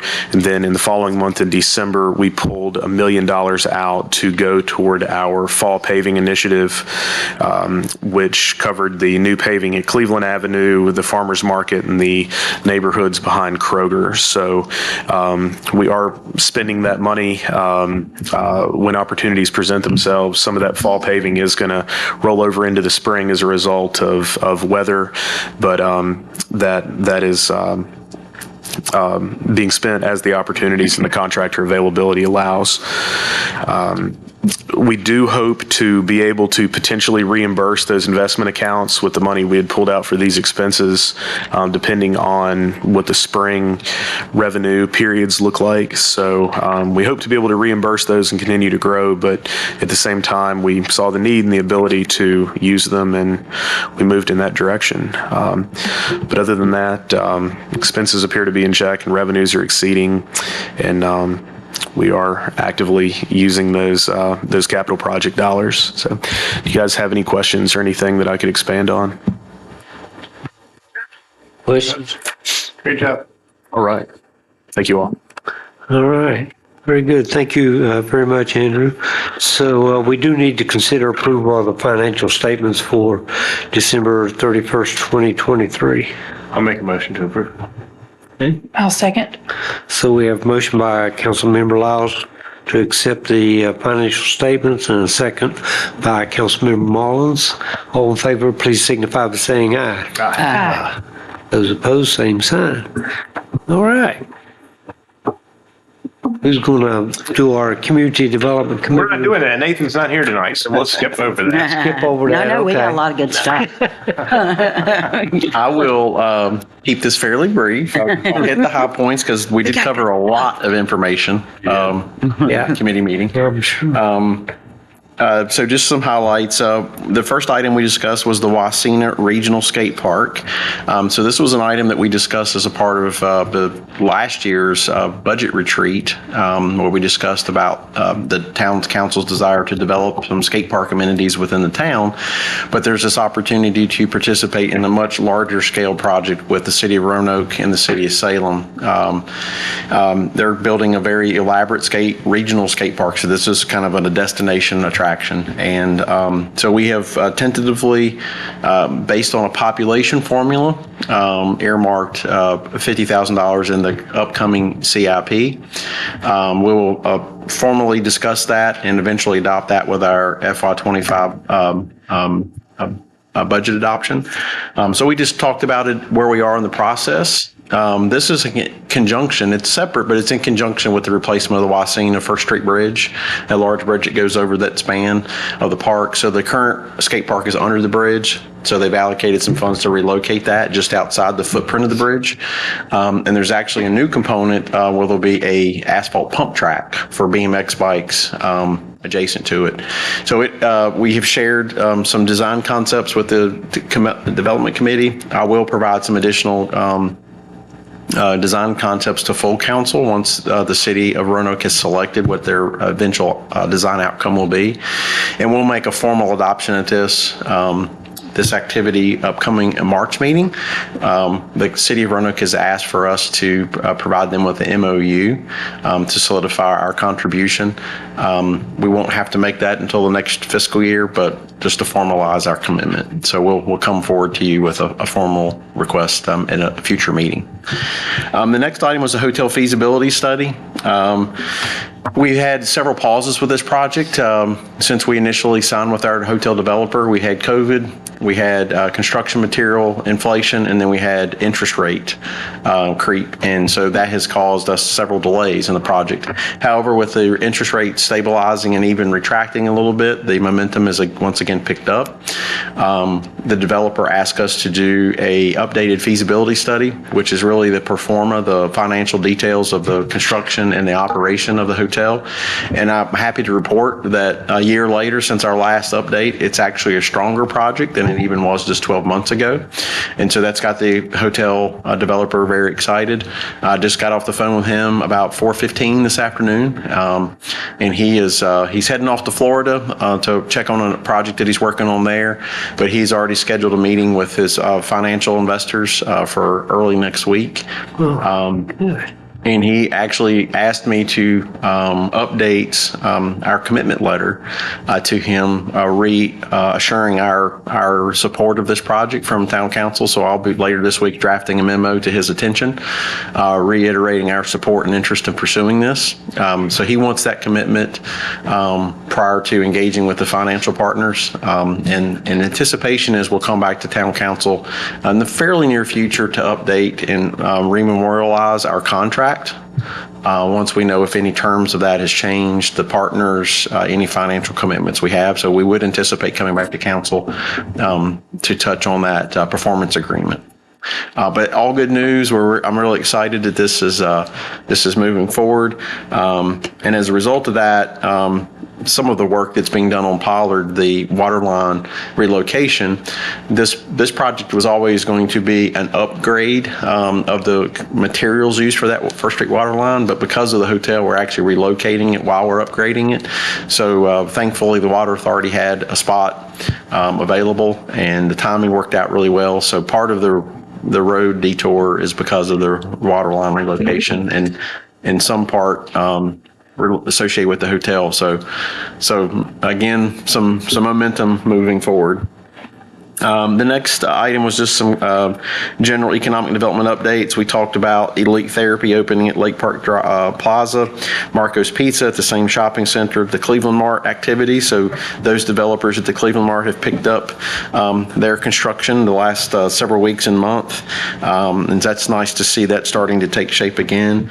And the Taqueria at the former Red Jasmine location, we spoke to the owner early last week, and he anticipates a late March or early April opening. So we're looking forward to welcoming yet another restaurant to our downtown. Yes. We discussed the Highway Safety Committee dissolution. So that was a discussion matter. We talked about proposed code enforcement notice and procedure changes. So our planning and zoning staff working has been and will continue to work with Jeremy to draft some language. The way our current code is, if we have a code violation, for example, let's say it's refuse, we can make notice, and then once they correct it, it kind of resets. And so every instance is a new occurrence. Well, we would like to modify our code to say if it's habitual, we don't have to reset the clock per se. If it's a known entity that's habitually abusing the situation, that can sustain for, say, a period of a calendar year, so that we could then take them to court if it continues to be a problem and not reset every time the problem happens and they correct it. We have to start over. So it kind of has some continuum to it and gives us a little more substance behind our enforcement efforts. So more to come on that. We had an update on the comprehensive plan. So the town staff released an RFP, request for proposals, for consultants to assist us with the Benton 2050 plan, which is our comprehensive plan update. And I believe we have received those proposals, and it will be at a staff review for the next several weeks, and we'll have a committee to convene to select the best proposal, and we'll hopefully kick that off in April. Kind of the formal kickoff of that after we get through really the budget season. The heavy lifting of the budget will be from now through the end of March, and then once we kind of get that done, we'll start working on the comp plan. Awesome. The Glade Creek Greenway Phase 2B update. The Roanoke Valley TPO, both Mike and Keith serve on that. I did approve within the last couple of weeks some additional funding. So that does require a 20% town match. So we've provided that. The TPO funded the other 80%, and that bridges some construction costs for a change order for relocating the sewer line that run through that location. It's basically lowering the sewer line. It's currently at an elevation that doesn't work well with the design. So the construction contractors have been back on site since about mid-January, and looks like we should wrap up around May is the expectation. So we'll finally have that full length of Greenway completed. Hardy Road and Gus Nix Boulevard crosswalk updates.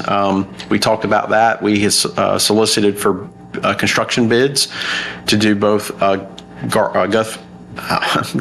Gus Nix and Hardy Road, do those projects simultaneously. They're different funding sources, but we bid those together and hope to award the project together and hopes to get a better price. And I'm happy to report that we will come back for council to get your formal adoption of that, our staff recommendation to accept one of those bids. But we did have a bid that came in under budget, and they appear to meet all the due diligence aspects of that. So we're really looking forward to having a project that's actually met budget expectations, that's transportation related. So recently it's been difficult to hit.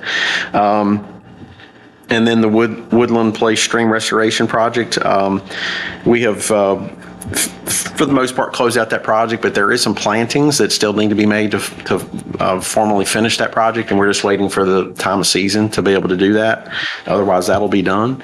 And then the last action item taken by the committee was we typically meet at 8 a.m. and we decided as a committee, the two members of council felt it was good to shift that meeting time. So from here on until further changes, we're going to start meeting at 9 a.m. So our next meeting will be at 9 a.m. on April 10th, and they are alternating months from the Public Works. So that keeps us consistent with Public Works and Community Development Committee meetings being at 9 on the alternating months. Cool. So it was a lot of detail, a lot of information discussed. If you have any further questions on any of those items, please let me know. Wow. What's going on? That committee's really earning their money. And I would just like briefly to say I'm really glad to hear that about the code enforcement because that kind of, to me, that targets the problem areas, if I can say it that way, when you have that change, So, Jeremy, thank you for your help and all that too. We got an email this afternoon from Fayula about that, so I was digging into it. So, all right, thank you for that report. It's certainly a busy committee. And speaking of Jeremy, I don't see anything listed, but I know you're working on a lot of stuff for us. sir, happy to answer any questions you may have, of course. So far, I think we're good. Thank you, Jeremy. As always, looking good. All right. Town Manager, you have anything further this evening? Just a couple other brief mentions. We had a lot of reports again this evening. I just wanted to let council know, unless no additional business is brought forward, we do anticipate canceling the March 4th meeting. We just don't have sufficient business at this time, so we will formally cancel that. But if there are no objections, unless there's any other substance meeting material that comes forward, we anticipate canceling that meeting. So I wanted to give you that heads up.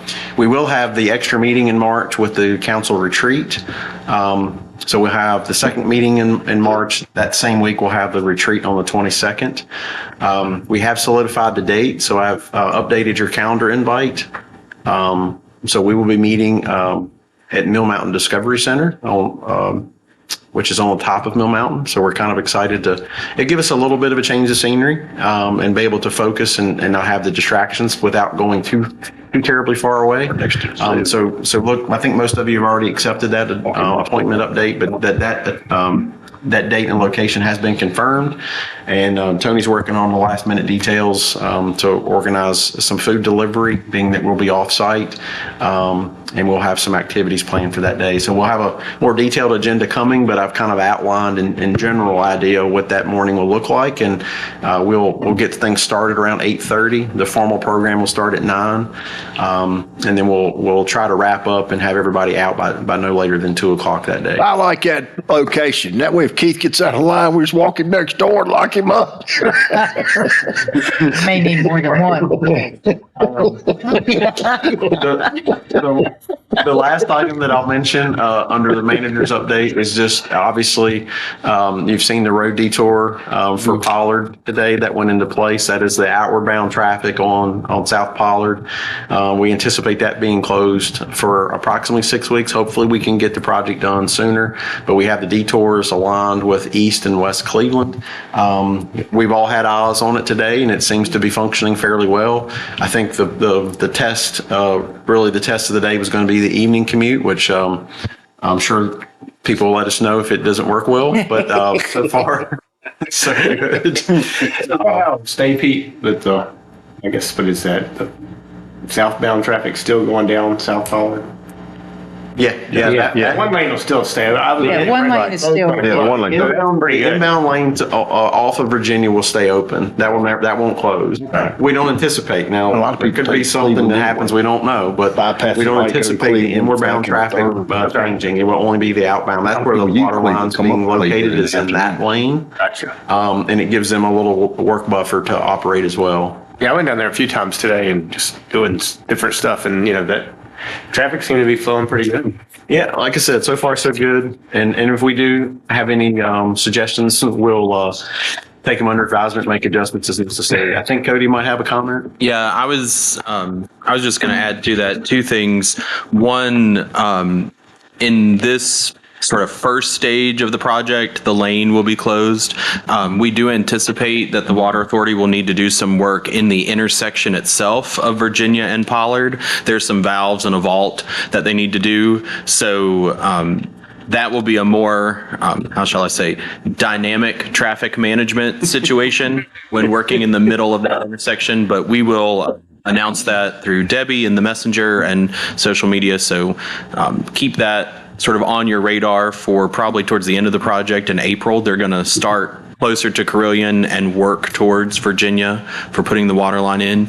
And then we also anticipate with all of the various different small projects that have gone along on Pollard, we're getting quotes to pave South Pollard from Virginia to Gus Nix. So that will come, ideally sometime within the next 6 months once any project that we know of along that route gets done. So we want to make sure that utilizing the resources of our partners from the Water Authority that we can do a really good project similar to what happened on East Cleveland.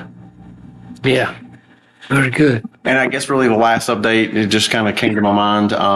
You may have noticed that the O and the V in the love sign at the War Memorial have been updated. That was done by Howard's Precision.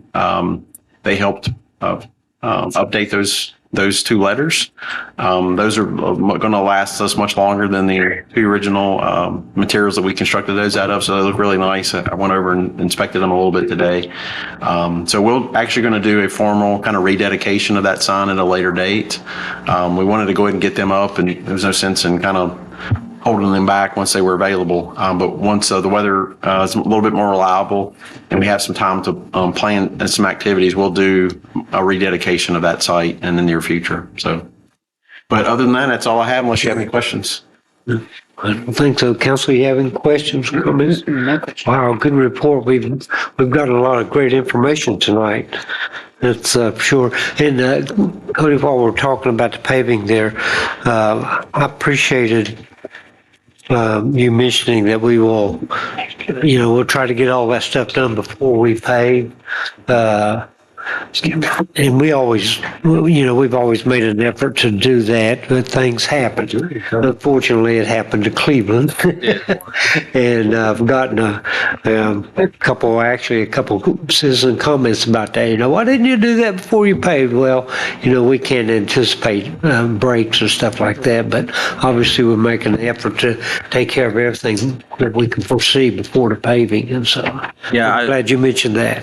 Mr. Mayor, I would add, if you don't mind, with East Cleveland, with the breaks that occurred and then some of the patching, we are anticipating that because it's winter and the asphalt plants are still closed, that the patching that is currently there is more of a temporary patch, and that we should be able to go back in the springtime when the asphalt plants reopen and do something a little bit smoother. It's just the nature of the time of year with the asphalt plants being closed. So we ran into this. Ms. McCarty would recall from some of the paving in the meadows and Bush Farms, where just because it happens in the winter, we sort of have to temporarily do it to keep everything stabilized. But we hope to get it adjusted in the springtime. Yeah, but it's not bad now. They did a nice job, That's good. Did we do that, by the way? That was a Water Authority project. Okay, but the actual paving. We did the full paving after the initial Water Authority project, but then the patches that are in there now in that first block came as a result of some additional water breaks that occurred after the first project had been completed. Yeah, I guess what I was asking, I guess our public works guy did. Oh, no, sir. Those were patches done by the Water Authority as part of fixing the water breaks. Okay, I was just curious. Okay, all right, thank you very much. And with that, I guess we'll move on to comments from council. Vice Mayor, you have anything further this evening? Well, I do. And actually, if we were on Facebook, this would be great. But we have a group of us, about 20 of us, and not but 6 of us live in the town. The rest of them live outside of town. And one of the guys' wives is a great rent planner and everything. Anyway, she made a phone call to Twin Creeks, Pokey Joe's, and 107. And told them that there was a group of 20 coming, and we started at Twin Creek. We had a great time at Pokey Joe's, 107, all of them. Took care of us, welcomed us in, did a great job, and they have a new general manager at 107, and she was just all open arms. So it was a great time. Awesome. I mean, and actually to have 16 people that don't live in this town come to this town, and everybody loved Pokey Joe's, and then of course loved 107 also. So It was a really great time. Yeah, and I love the way the new, what's the official name, Taqueria or whatever? Taqueria. Yeah, that's going to absolutely perfectly, so. You can't go wrong with Mexican. Well, and it's, even more variety downtown, so it's pretty cool. Yeah. Okay, thank you, Mike. Ma'am, you have anything further this evening? We'll keep it short and sweet. The only thing is, I guess this will be my official announcement that I'm going to seek re-election for my seat on town council. I love this town. I love town council. I love who I work with and my citizens, and I'd like to continue to represent. Woohoo. It says woohoo. Thank you for that. Uh-huh. Ree, you have anything further to say? I'm excited about the interest in running. Yeah, me too. I'll try not to cause the pandemic this time. Yeah, we'd appreciate it. Do that again. You've done a great job, so I'm excited to hear that too. Sir? Keith, you have just a few things. The parking lot, the Walnut Avenue parking lot looks amazing. I mean, it doesn't have any, I guess when the asphalt plants open up, it'll have that, but it's truly fits perfect in the town. Yeah. It's needed, and it's a really good addition. So that looks really good. The hockey game was a lot of fun. Thanks, Lori, for putting that together. And then not to upset anybody here, but I will be filing my paperwork in the morning to officially run for another term on town, for my third term on town council. Awesome. Thank you. I too enjoy working with everyone here on council. I think over the last 8 years and the 2 on the planning commission, I've seen a lot go on in Benton. It's changed dramatically since from 15 years ago from what it is today. And I look forward to see what we can do in the next 4 years. Great. Very good news. I'm excited about that. Thank you very much. Just a few comments. I won't take long. I do want to thank Cody for the invitation to attend the VLGMA. Did I get that right? Conference. It was really kind of neat. He invited all 3 mayors in the valley, so we all 3 were on stage at the same time and had an opportunity to speak. Very enjoyable. So thank you for the invitation. Keith, just to prove your point, when we were looking at the slides of the historic district thing, they had a picture of the cars and all that. You saw the one that you built in 1915? No, but I can identify all the old cars. Well, he did see the bank where he had his first job.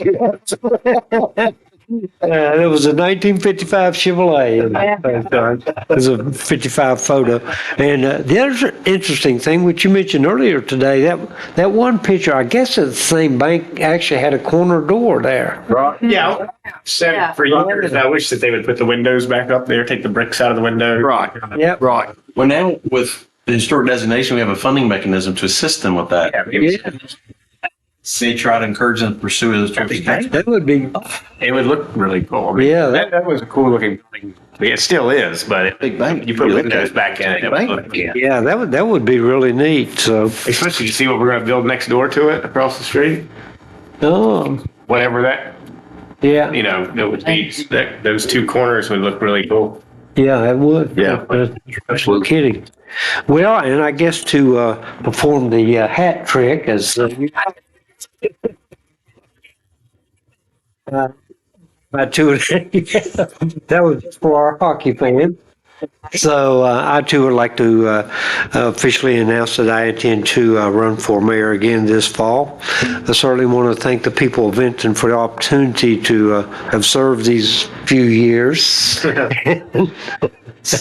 I do think in those years that I've picked up some experience that might be of value to the town. The only thing I don't like about this is not what our mothers taught us, right? To be bragging on ourselves. But I think Keep going. I think I have some experience that hopefully I can contribute to the many projects we have going on now. We've been very fortunate. Things are really working well. We've made a lot of improvements.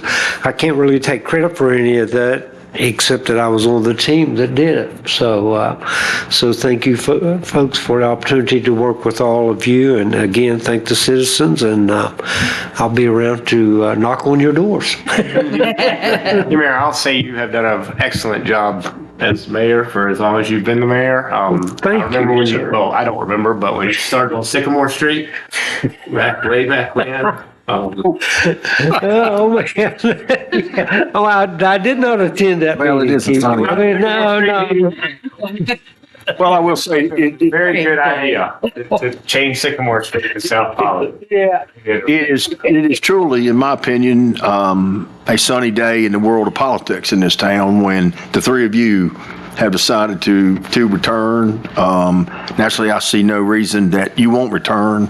Keep this team together and we keep moving forward like we are. Thank you, sir. Yeah, congratulations, all three of you. Thank you. Thank you very much. And I have made it a policy to not endorse folks, but I will say this: I'm going to break my policy. I think we have a great team, and I certainly hope that the two of you, well, all three of us, can get reelected. Yeah, me too. Me too. Okay. Anything further come before council tonight? No? All right. If there's nothing further, we will entertain a motion to adjourn. I'll make a motion to adjourn. I'll second. We have a motion and a second for adjournment. As always, all in favor, please signify by leaving. Yay. Thank you, folks.